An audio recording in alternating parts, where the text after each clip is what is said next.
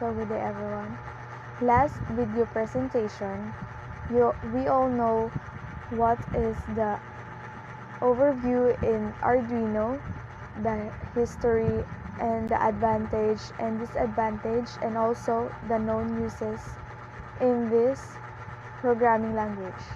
So in this video presentation, we will discuss to you the data types and statements. So let's start.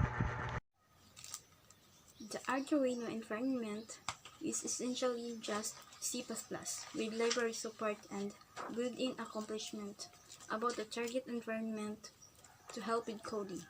C++ supports a variety of data types. These are the different data types in Arduino. Array. An array is a collection of variables accessed with an index number. Ball. A ball holds one of two values, the true or false. Each ball occupies 1 byte memory. Boy. Boy is a non-standard types used for ball defined by Arduino. Byte. A byte stores an 8-bit unsigned number from 0 to 255. Char. A data type used to store a character value. Double. Double precision floating point number. Uno and other at mega baseboards, this occupies 4 bytes. Float. Data type from floating point numbers. A number that has a decimal. Int. Integers are your primary data types for number storage. Long. Long variables are extended size variables for number storage. And store 32 bits 4 bytes. From negative 2,147,483,648 to 2,147,483,647. Short. Short is a 16-bit data type. Size T is a data type capable of representing the size of any objects in bytes. String. Text string can be represented in two ways. You may use string data types, which is part of the course as a version of 0019. Or you can make a string out of an array of the type char and null terminate it. String. String. Construct an instance of string class. Unsigned data type occupies 1 byte of memory, same as the byte of data type. Unsigned int. On the Uno and other at mega baseboards, unsigned ints are the same as int and store 2 byte value.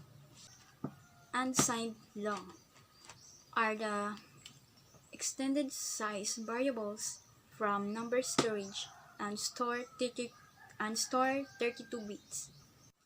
The void. The void keywords is only used function's declaration. It indicates that the function is expected to return no information. Word. A word can store an unsigned number of at least 16 bits. Sa assignments, expression, and basic control structures under the suggest statements. Sa assignments is pareha ni suggest sa kanang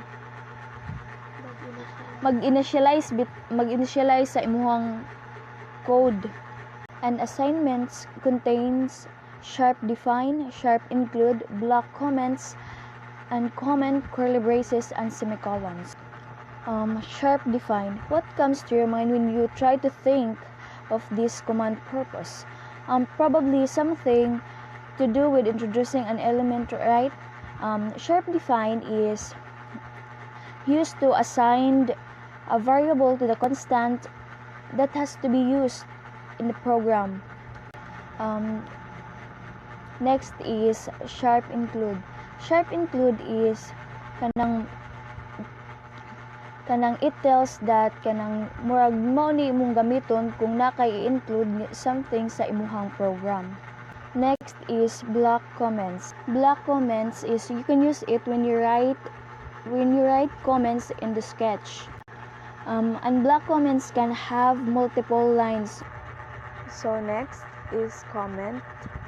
Comments are lines in the program that are used to inform yourself or others about the way the program works. A single line comment begins with two adjacent slashes. These comments end automatically in the end of the line. Whatever follows with the two adjacent slashes till the end of the line will be ignored by the computer. Next is curly braces. Curly braces are a major part of C++ programming. The Arduino IDE includes a convenient feature to check the balance of a curly braces. Next is semicolons. Semicolons used to end a statement. Next is these are the examples of assignments. Next, expressions. First is multiplication operation. The operator used in this operation is asterisk. The example in this multiplication operation is value 1 times value 2 or asterisk value 2, semicolon. Next is the remainder operation. The operator used in this operation is percentage sign. The syntax example is remainder equals divide percentage divide semicolon. Helps us to find the remainder when one integer is divided by another integer. It works only for int data type, not for float data type. So next is division operation. The operator used in this operation is slash, and the syntax in this division operation is quotient is equal to divide slash divide, semicolon. Next is addition operation. The operator used in this operation is plus sign, and the syntax is value 1 plus value 2, semicolon. Next is subtraction operation. The operator used in this operation is negative sign or minus sign. The syntax in this operation is value 1 minus value 2. Next is assignment operation. In this the operator used in this operation is equal sign. The syntax in this is